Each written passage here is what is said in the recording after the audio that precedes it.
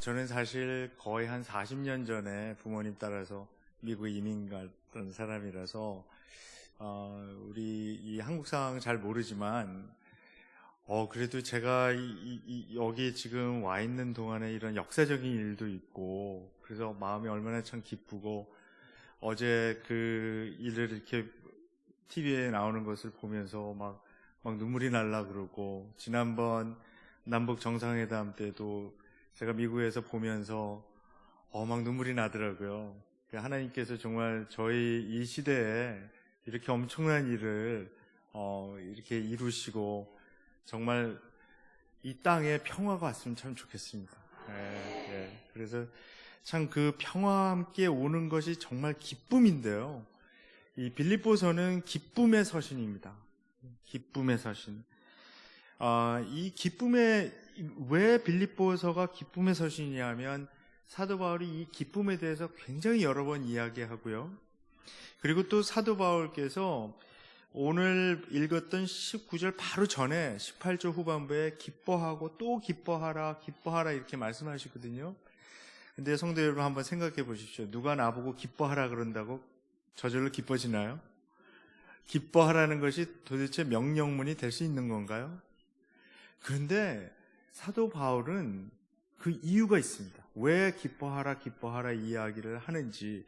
기뻐하라 그런다고 슬픔에 잠겨 있는 사람이 갑자기 기뻐지지는 않습니다. 그 기쁨은 속에서 우러나와야 합니다. 근데 사도 바울은 오늘 본문에서 그 기쁨이 우러나올 수 있는 비결을 가르쳐주고 있습니다. 그래서 우리가 한번 그것을 보고 싶은데요. 그것을 보려면 이 행간을 읽어야 됩니다. 사도 바울이 이렇게 이야기하는 것.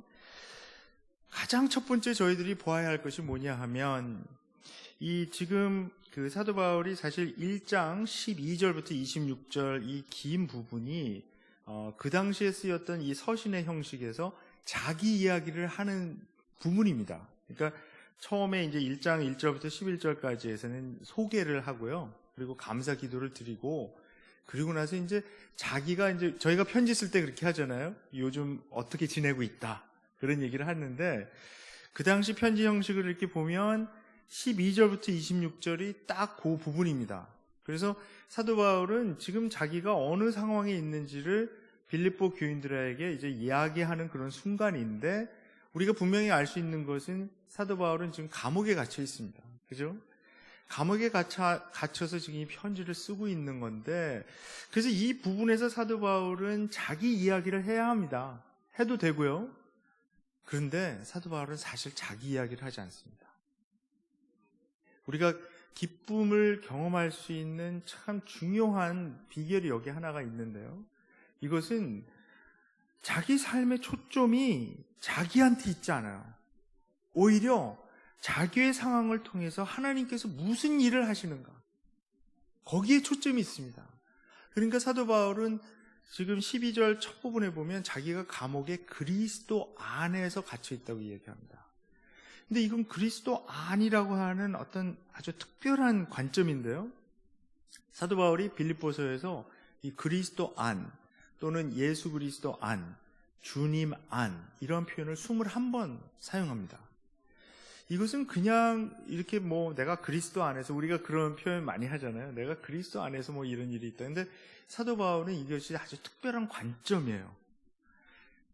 바울은 지금 빌립보 교인들이 그 관점을 갖기를 원합니다.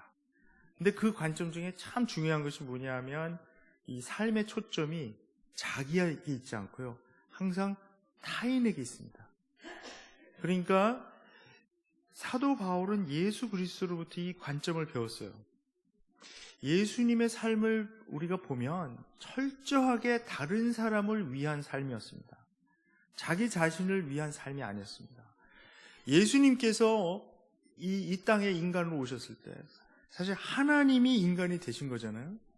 하나님으로서 따라오는 모든 능력과 영광, 권리, 특권, 지위 다 있으셨습니다. 예수라는 인간이 되었을 때 그거 다 없어진 게 아니에요. 하나님으로서 그 특권과 지위, 영광, 명예 다 있었는데 예수님은 우리들을 위해서, 죄인들을 위해서 그걸 하나도 주장하고 사용하지 않으셨습니다. 예를 들면 광야에서 40일 굶으시고 나서 금식기도 하시고 거기서 시험 받으셨잖아요. 그때 사탄이 예수님에게 처음으로 유혹하신 게 뭡니까? 유혹한 게 뭡니까? 사탄에게 하신 거라 그러면 안 되죠. 유혹한 게 뭡니까? 이 돌을 떡으로 바꿔 먹으라. 예수님께서 그럴 만한 능력이 있으신가요? 없으신가요? 있으시죠. 그럴 만한 권리 있으신가요? 없으신가요? 있으시죠. 그 돌을 떡으로 바꿔 두셔도 되죠. 누가 뭐라 그러겠어요. 그런데 그렇게 하는 순간 사탄이 노리는 것은 뭐냐 하면 예수님이 하나님의 능력을 가지고 하나님으로서 그 능력을 자기를 위해서, 자기의 배고픔을 위해서 사용하는 순간 예수님의 오신 목적이 무너집니다. 예수님은 단호히 거부하십니다. 신명기 말씀을 인용하시면서 거부하시죠. 그러나 그런 능력을 오병이어의 기적을 보면 예수님께서 그 능력 사용하셨죠? 다른 사람을 위해서는 사용하십니다. 그래서 이것은 예수님께서 보여주신 아주 일관된 패턴입니다. 자기의 능력, 자기의 그 파워, 이것을 자기의 유익을 위해서는 전혀 사용하지 않으시고 오직 타인을 위해서는 사용하셨습니다. 사도 바울이 배운 것도 그것입니다. 바울의 초점은 철저하게 자기 자신이 아니라 하나님이 하시는 일입니다. 자기에게 일어난 일을 통해서 도리어 예수 그리스도가 전해졌으니까 나는 기뻐한다. 계속 그렇게 얘기를 하죠. 그것이 바로 자기 중심적인 사고에서 하나님 중심의 사고, 또 타인 중심으로 사고하고 일을 하는 것, 살아가는 것, 그것이 바로 바울이 보기 원하는 영적인 성장입니다. 만약에 우리들의 삶이 그냥 자꾸 나에게만 초점이 주어지고 조금 그 범위를 넓혀보면 그냥 내 가족에게만 관심이 있고 거기서 조금만 벗어나면 우리의 이웃, 교우들 심지어는 만약에 관심이 없어진다고 하면 우리 영적 생활에 큰 문제가 있는 겁니다. 다른 사람의 일을 자기 일보다 더 중하게, 귀하게 그 여기는 삶이 바로 예수 그리스도께서 보여주신 것이고 사도 바울이 이 빌립보 성도들이 배우기 원하는 그러한 삶입니다. 그래서 이 빌립보 교인들이 만약에 그러한 그 관점, 그리스도 안으로 표현되는 그 관점을 가지게 된다면 그들은 어떤 상황이 오든 어떤 환경이 오든 기쁨을 잃지 않을 것입니다. 자, 바울이 이 지금 표현하고 있는 그리스도 안이라고 하는 이 관점은요, 육체적으로 자기가 감옥에 갇혀 있다는 현실이 하나님의 관점에서 보면 또 그리스도의 관점에서 보면 완전히 다르게 보인다는 것입니다. 그래서 이 사도 바울은 자기의 영적인 눈을 열어서 자기 투옥 때문에 더 많은 사람들에게 복음이 전파되고 그리고 그리스도께서 전파된다는 사실, 그 당시 이 로마의 친위대에게 복음이 전해지는 것을 인해서 사도 바울이 굉장히 기뻐하고 있는데요. 이 로마의 친위대는 그 당시 한 9,000명 정도가 있었습니다. 그러니까 상당히 많은 숫자죠. 이 사람들에게 복음이 전해지는 것 때문에 사도 바울이 아주 기뻐합니다. 그리고 그 주위에 있는 사람들에게도 복음이 전파된 것입니다. 바울은 자기의 투옥 때문에 많은 사람들이 이 복음을 듣게 된 것, 그 상황, 이것이 참 기쁜 건데 한 사람의 고난을 통해서 많은 사람들에게 복이 돌아가는 것, 이것은 성경에서 반복되어서 나타나는 패턴입니다. 한번 우리 구약 성경에서 요셉의 삶을 한번 생각해 보십시다. 요셉의 삶이 그랬죠. 그 개인적으로는 참 불행했죠. 형제들에게 미움을 받아서 막 거의 죽을 뻔했고, 그리고 또 노예로 팔려서 이집트로 팔려갔고요.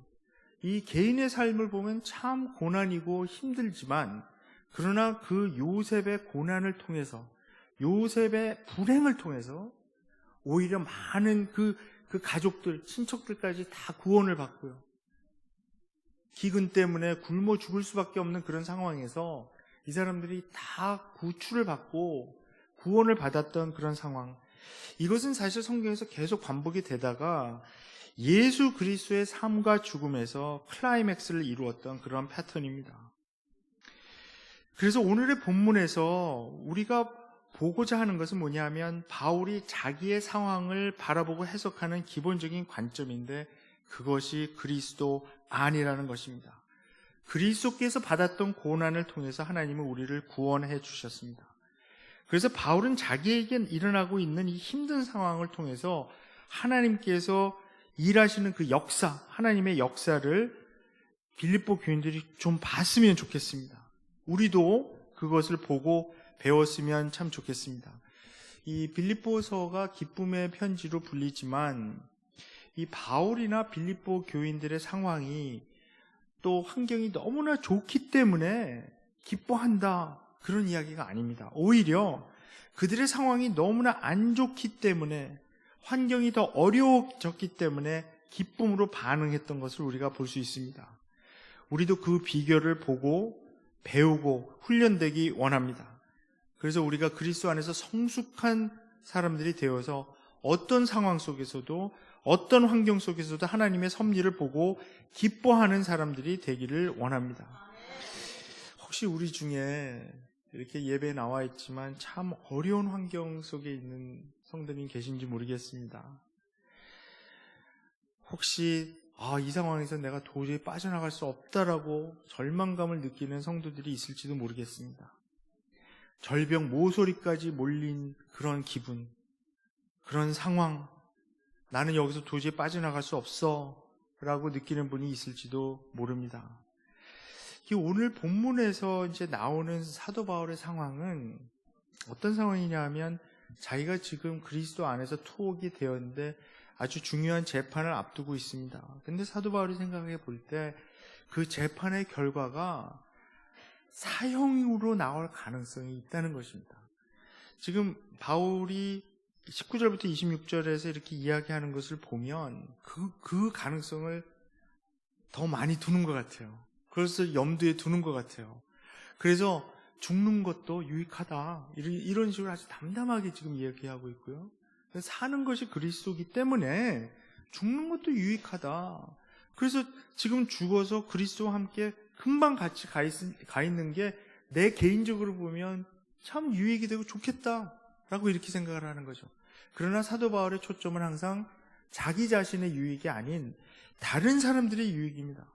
자기가 투옥된 것을 통해서 많은 사람들이 복음을 듣게 됐죠.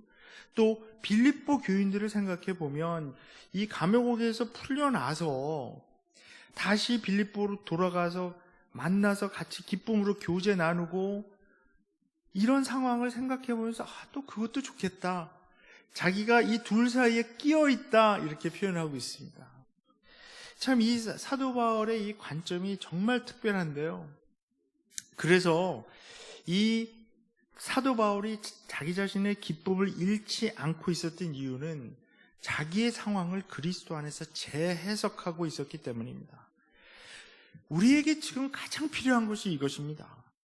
우리의 상황을 그리스도 안이라는 관점으로 재해석하는 겁니다. 그냥 인간적인 눈으로, 상식적인 눈으로 자꾸 해석하지 말고 그리스도 안이라는 관점으로 우리가 재해석하면 아무리 어려운 상황도 그 안에서 우리가 소망을 발견하고 기쁨을 경험할 수 있습니다.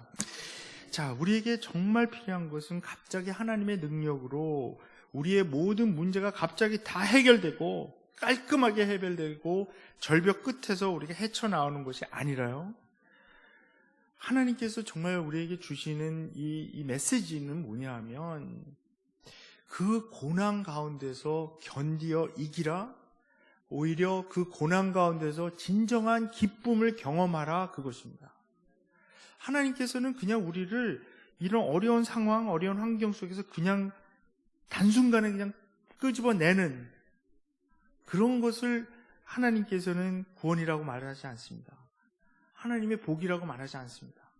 오히려 어떤 때는 정말 너무나 답답할 정도로 하나님께서 아무리 기도 열심히 하고 우리가 그렇게 간구하고 그래도 하나님께서 빼내지 않을 때도 있습니다. 그럴 때 사실 우리가 하나님의 은혜를 더 깊이 경험할 수 있습니다. 하나님의 기쁨, 하나님께서 주시는 기쁨을 더 깊이 경험할 수 있습니다. 자, 오늘 본문을 한번 자세히 보겠습니다. 이 19절의 내용이 참 중요한데요.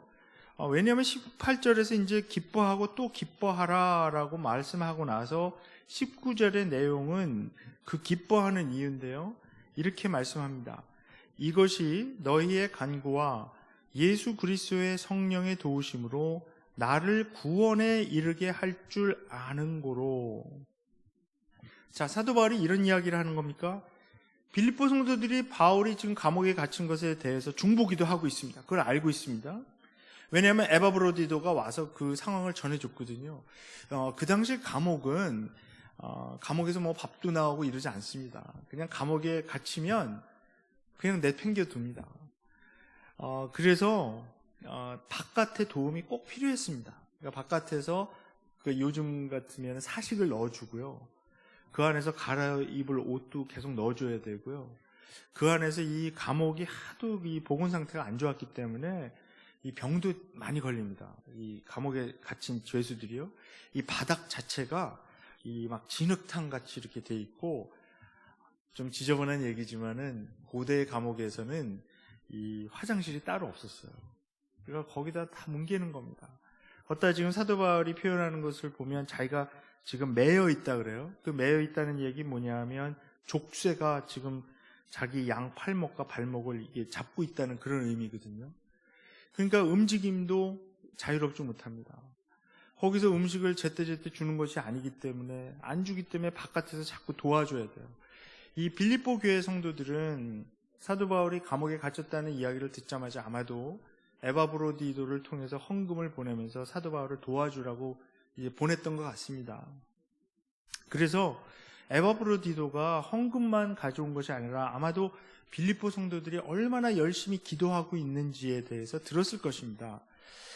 그리고 사도 바울이 또 예수 그리스도의 성령의 도우심, 이렇게 번역이 되는데 예수 그리스도의 영의 도우심으로 이렇게 번역하는 것이 좋겠죠.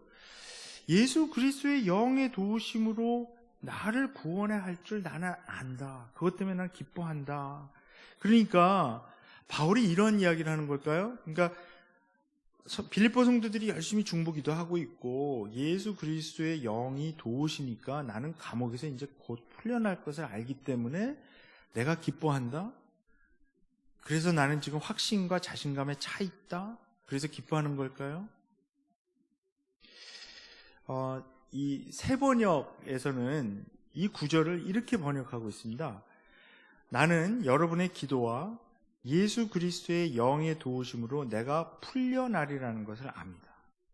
그러니까 이대로 읽으면 바울이 기뻐하는 이유가 빌립보 교인들의 중보기도와 예수 그리스도의 영의 도우심으로 감옥에서 풀려나는 것을 알기 때문에 기뻐한다고 말하는 것 같이 들립니다. 그러나 이 구절은 우리가 잘 해석해 봐야 합니다. 바울은 자기가 지금 기뻐하는 이유가 빌립보 교인들의 중보기도 또 예수 그리스도의 영의 도우심으로 감옥에서 풀려날 것을 알기 때문에 기뻐하는 것이 아닙니다. 이 문제는 여기 이 세 번역이 이 소테리아, 이 구원이라는 단어가 이제 소테리아인데요. 이 소테리아라는 단어를 감옥에서 풀려날 것이라고 하는 좁은 의미로 해석하고 있는 것, 그게 문제입니다. 그냥 우리 개역 개정같이 그냥 구원에 이르게 할 줄 알므로 이렇게 그냥 놔뒀으면 우리가 이것을 해석할 여지가 있는데요.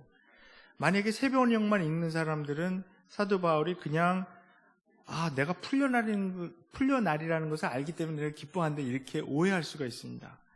사도 바울은 이 소테리아라는 단어, 이 구원이라는 단어를 그런 구출받는다 이런 의미가 사실 단어에는 있습니다. 근데 그런 의미로 편지에서 한 번도 사용한 적이 없습니다. 사도 바울이 의미하는 이 소테리아, 이 구원은 마지막에 하나님의 심판대 앞에서 받는 구원, 그것을 의미하고 있습니다. 또 더군다나 그 뒤에 이어지는 이 구절들을 읽어보면 그 의미가 분명해집니다. 바울은 지금 자기가 감옥에서 풀려나는 것에 대해서는 그렇게 중요하게 생각하고 있지 않습니다. 오히려 그가 최대한으로 관심을 두고 기대하고 소망하고 있는 것은 재판, 앞으로 있을 재판에서 담대하게 예수님을 증거해서 하나님의 심판대 앞에서 부끄러움을 당치 않게 되는 것, 그거에 관심이 많습니다. 그 결과로 자기가 재판관 앞에서 담대하게 예수 그리스도를 증거한다는 의미는 무엇입니까? 만약에 재판관이 지금 사도 바울이 아마도 이 감옥에 들어와 있는 것은 예수 그리스도의 복음을 전하다가 잡혀서 들어온 사람이 그런 경우거든요. 그럼 재판관이 사도 바울에게 이렇게 물어볼 거 아닙니까? 앞으로도 너 계속 이 나사렛 예수라는 사람 전파하고 다닐 것이냐? 그 사도행전 17장에 보면 이런 얘기가 나오죠. 그 초대 그리스도인들을 이 바울과 그 일행을 어떻게 묘사하냐 하면 돌아다니면서 세상을 어지럽히는 사람들인데 이 사람들의 주장이 뭐냐면 다른 왕이 있다 하여. 그러니까 로마의 황제 말고 다른 왕이 있다 그러면서 세상을 어지럽히는 사람들이다. 그러니까 이 사람들 가만 놔두면 안 된다. 그 황제의 권위, 이것에 도전하는 행위는 그 로마 시대 때 굉장히 심각한 범죄입니다. 그래서 그런 그 범죄를 저지른 사람들은 이 투옥됐다가 사형당하는 것이 아주 자주 있었습니다.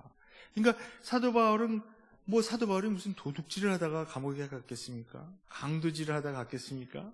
사기를 쳐서 갔겠습니까? 아닙니다. 예수 그리스도의 복음을 전하다가 지금 감옥에 간 것입니다. 근데 예수 그리스도의 복음을 전한다는 사실 자체가 로마 황제의 권위에 도전했다. 그러니까 요즘 우리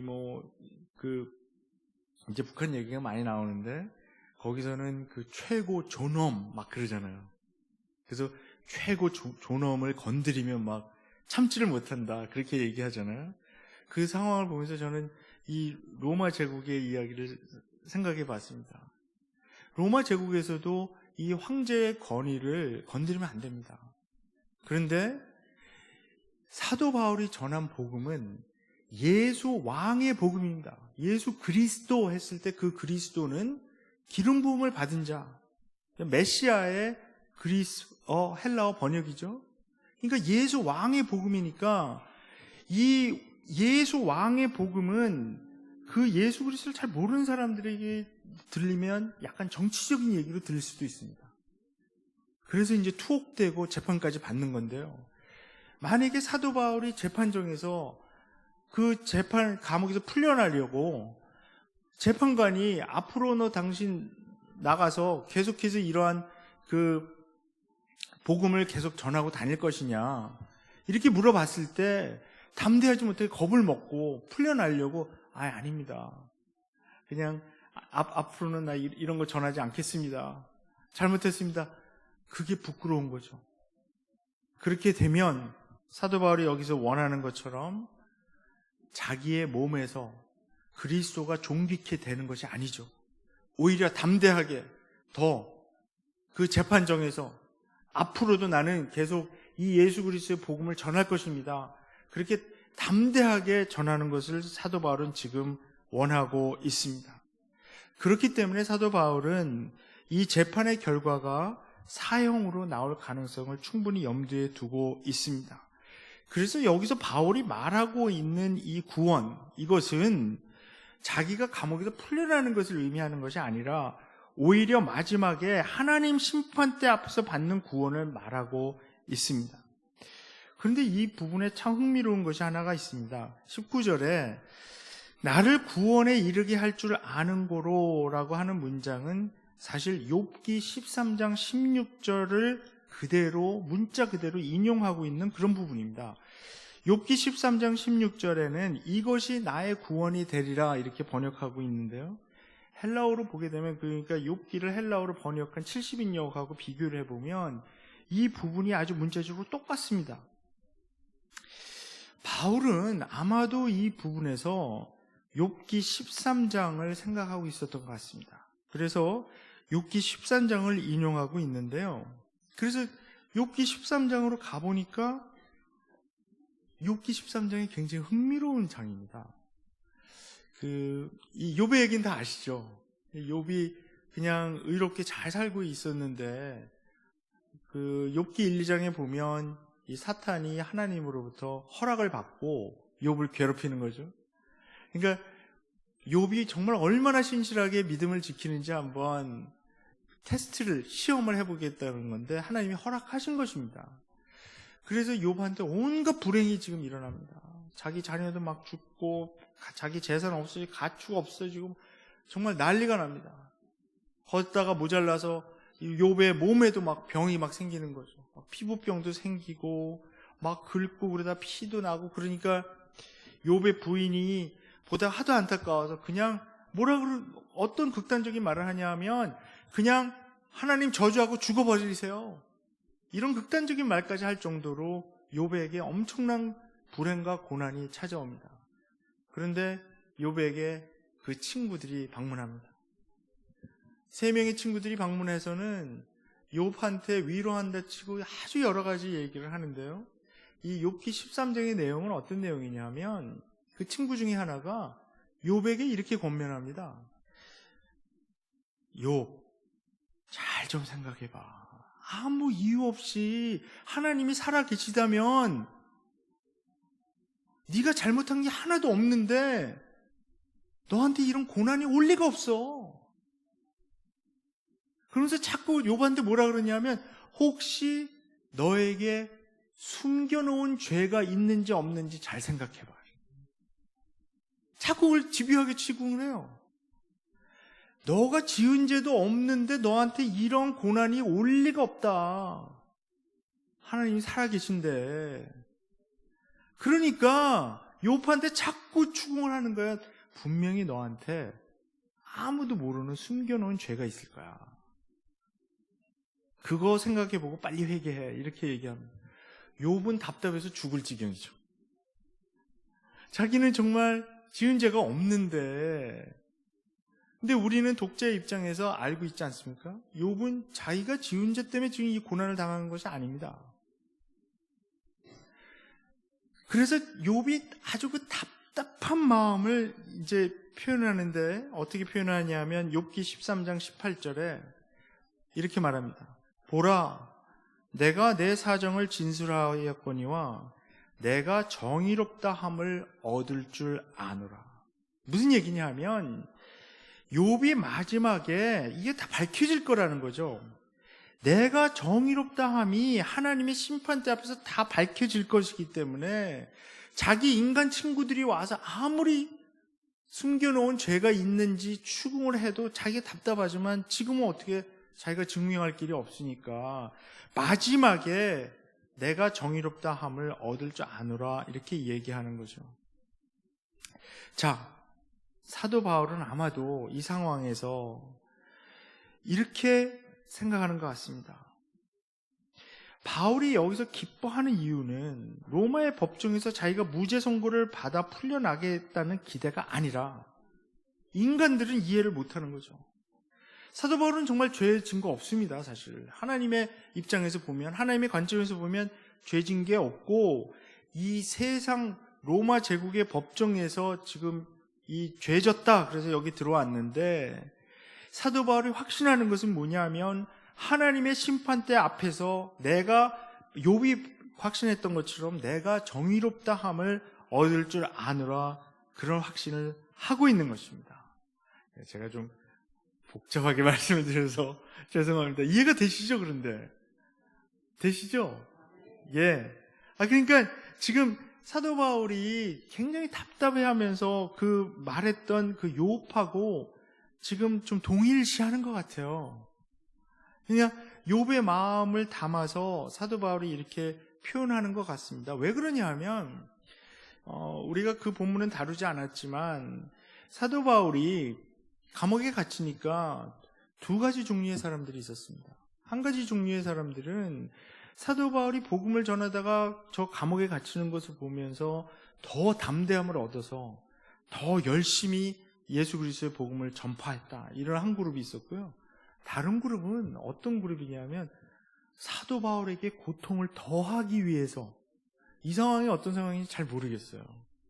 굉장히 어려운 상황인데, 그래서 사도 바울에게 이 고통을 더하기 위해서, 그러니까 그 문자적으로 보면 사도 바울이 묶여있는 이 족쇄를 더 아주 그냥 쪼이는 그런 표현을 사용하거든요.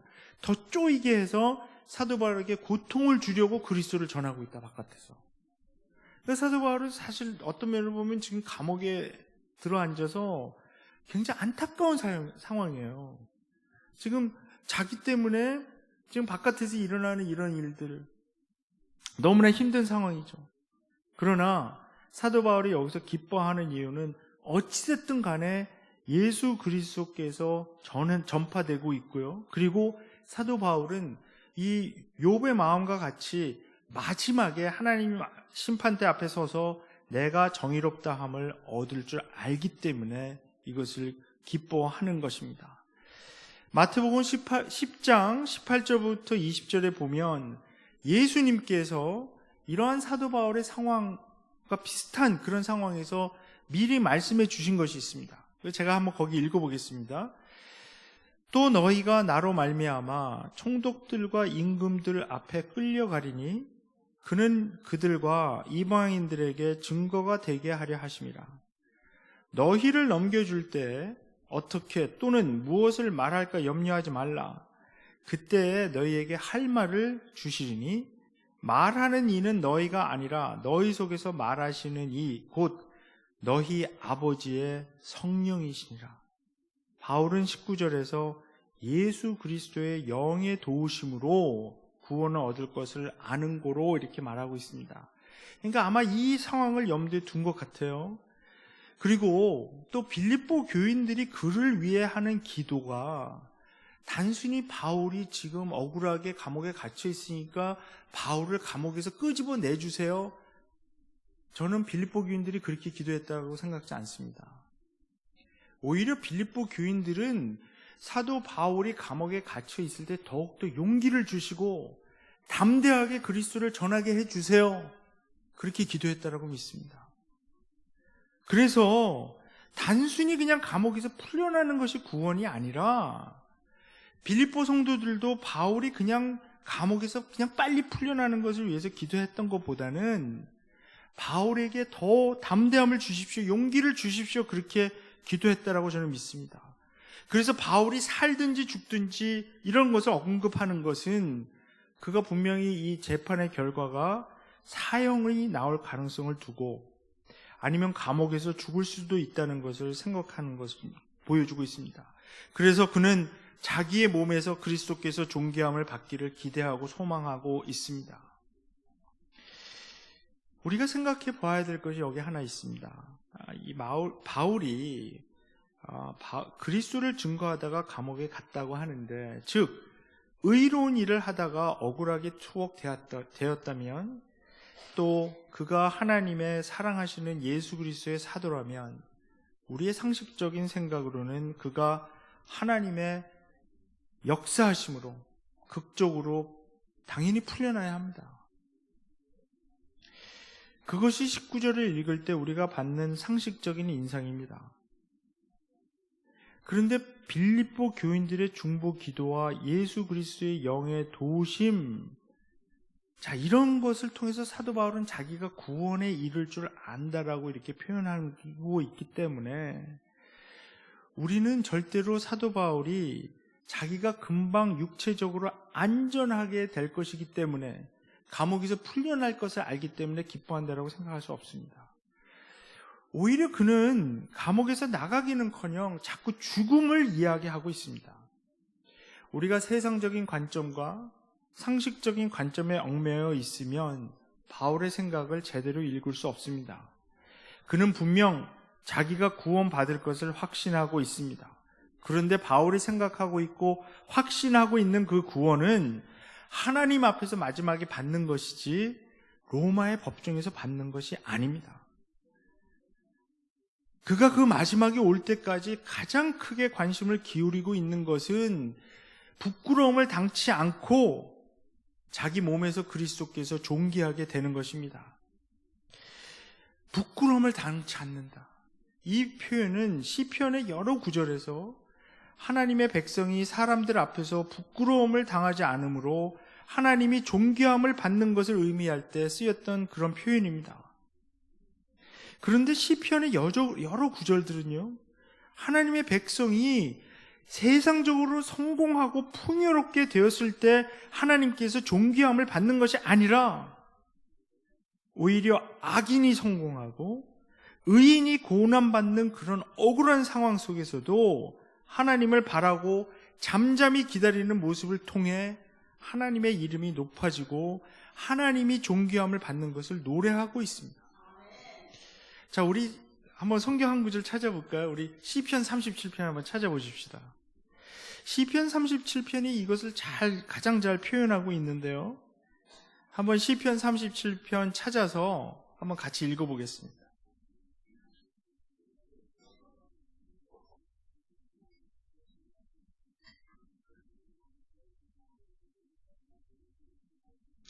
우리 한번 교독해 볼까요? 제가 먼저 한 절 읽고 우리 성도 여러분께서 그 다음 절 읽고 한번 그렇게 교독해 보겠습니다.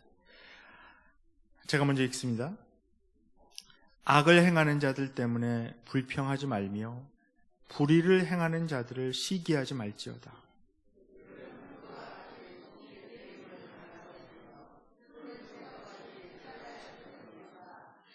여호와를 의뢰하고 선을 행하라. 땅에 머무는 동안 그의 성실을 먹을거리로 삼을지어다.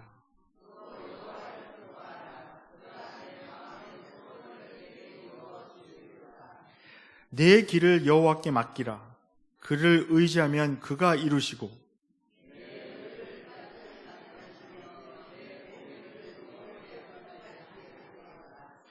여호와 앞에 잠잠하고 참고 기다리라. 자기 길이 형통하며 악한 꾀를 이루는 자 때문에 불평하지 말지어다.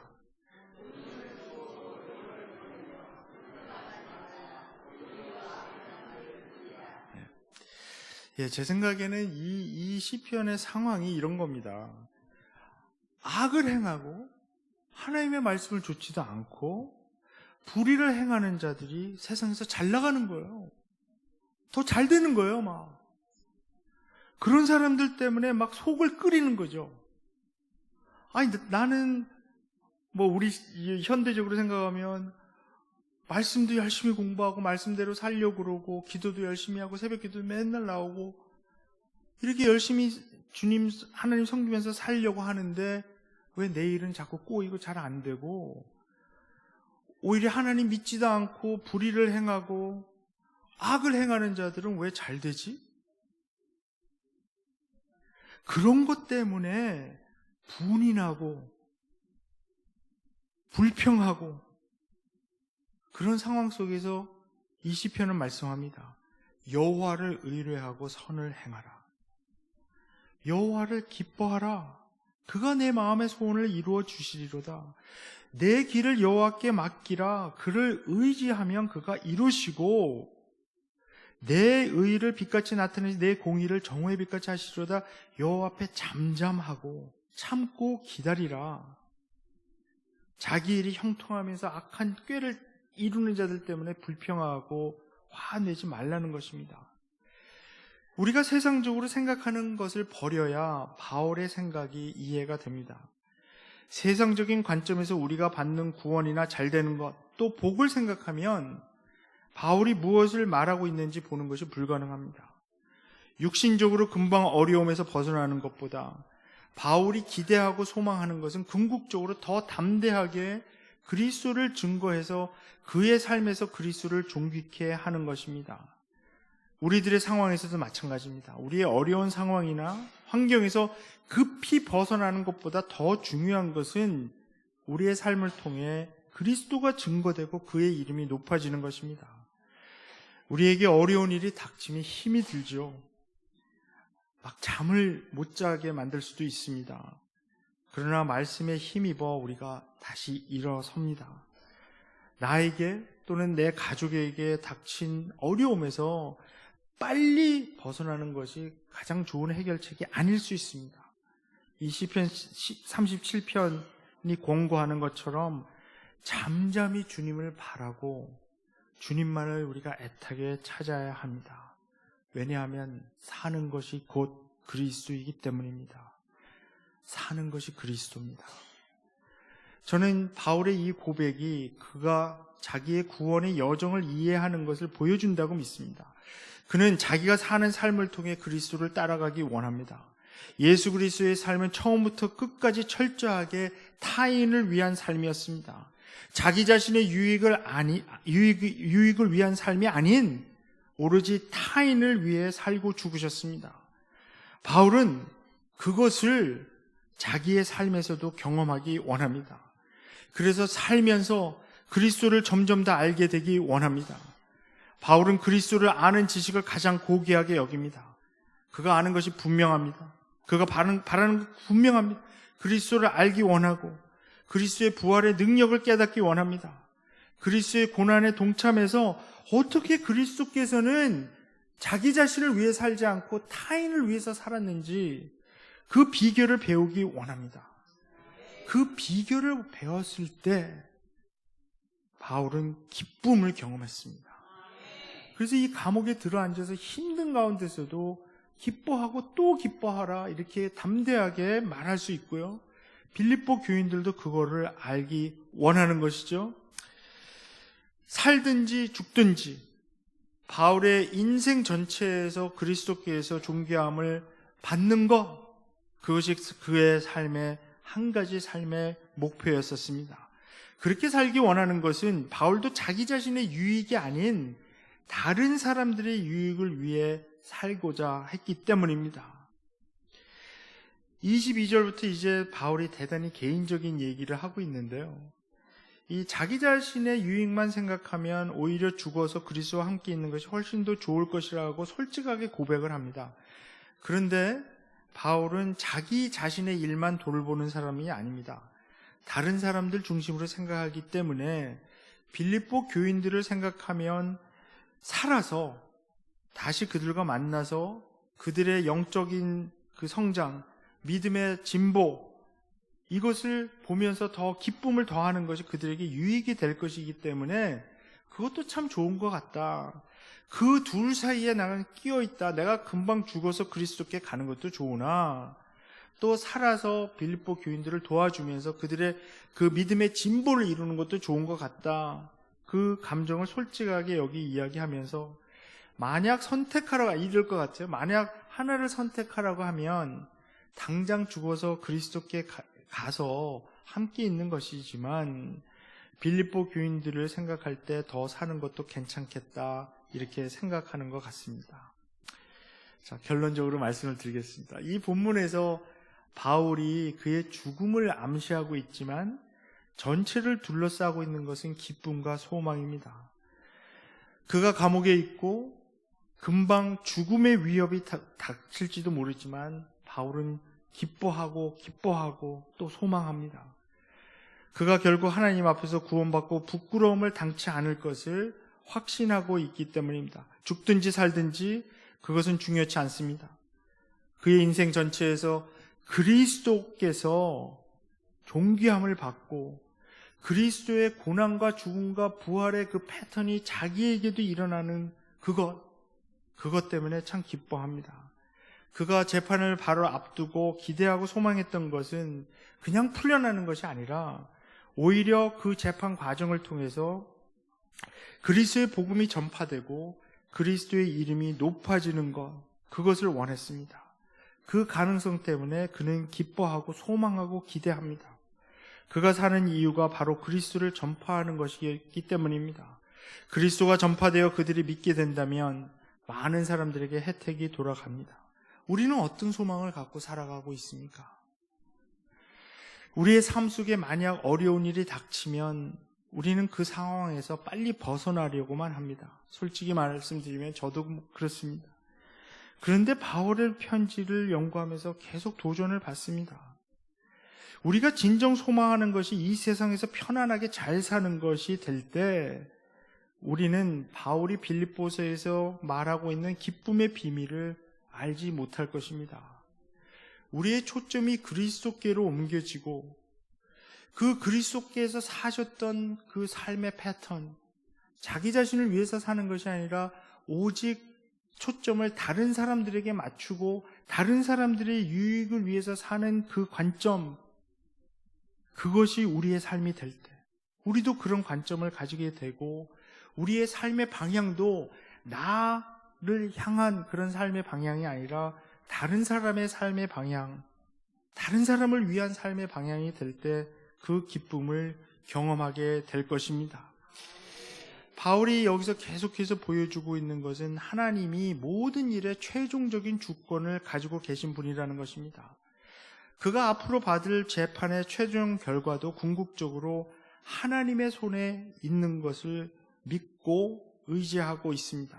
그러나 바울이 믿는 것은 또한 그 하나님께서 바울 자신에게 인간적으로 보면 가장 좋지 않은 사형의 결과를 가져다 줄 가능성을 충분히 알고 있습니다. 그러면서도 기뻐합니다.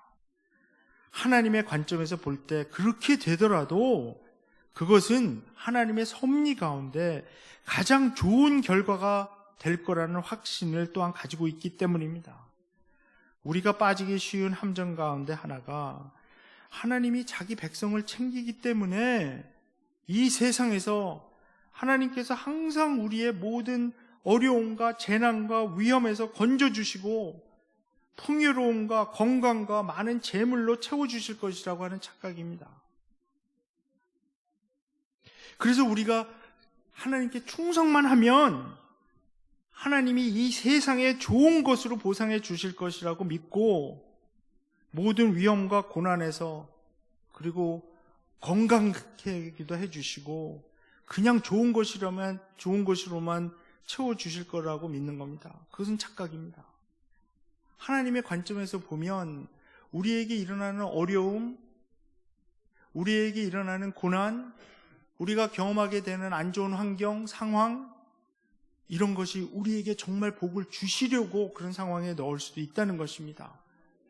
하나님의 섭리를 믿는다면 우리에게 일어나는 이 모든 일이 정말 모든 것이 합력하여 선을 이루는 하나님의 섭리 가운데서 우리가 인간적으로 세상적으로 판단하고 그냥 세워놓은 그런 기준이 아닌 하나님의 기준에서 보면 세상에서는 불행이라고 생각하고 이야기하는 것들이 오히려 우리에게는 하나님의 큰 축복이 될 수 있다는 것입니다. 우리가 믿는 복음은 우리에게 약속하는 것, 그러니까 우리가 믿는 이 복음이 우리에게 약속하는 것은 우리에게 어떤 일이 일어나든지 하나님을 의지하는 사람들은 하나님께서 절대 마지막에 실망시키지 않을 것이라는 것입니다. 그리고 하나님께서 마지막 심판대에서 우리를 부끄럽게 하지 않을 것이다. 우리가 수치당하지 않게 하실 거라는 확신입니다. 우리가 무슨 일을 겪든지 우리가 확실하게 믿을 수 있는 것은 그리스도께서 이미 우리와 함께 하시고 함께 고난을 겪으셨다는 것입니다. 그래서 우리가 발견하는 것은 어떤 재난이나 위험이 와도 그곳에서 새로운 가능성과 기회를 찾을 수 있는 것입니다. 하나님께서는 우리의 슬픔을 기쁨으로, 우리의 걱정을 평안으로, 그리고 우리의 죽음을 부활의 삶으로 변화시킬 수 있는 그 능력, 그 복음의 능력을 우리에게 이미 주셨습니다. 문제는 우리의 제한된 시각과 통찰력이 그것을 보지 못하게 합니다.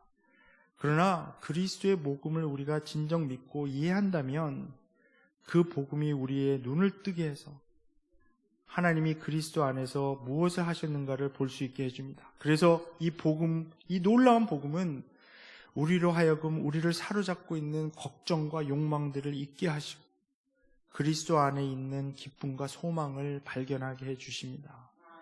우리 귀한 예수비전교회 성도님들께서는 이 복음을 믿으십니까? 하나님만을 의지하고 잠잠히 바라고 계십니까? 그렇게 기다리고 잠잠히 기다리고 소망할 때 이 바울이 고백했던 것처럼 내가 사는 것이 곧 그리스도라고 같이 고백하게 되는 우리 귀한 성도님들 되길 주님의 이름으로 축원드립니다. 네, 기도하겠습니다. 하나님 아버지 감사합니다. 주님께서 오늘 빌립보서 1장 말씀을 통해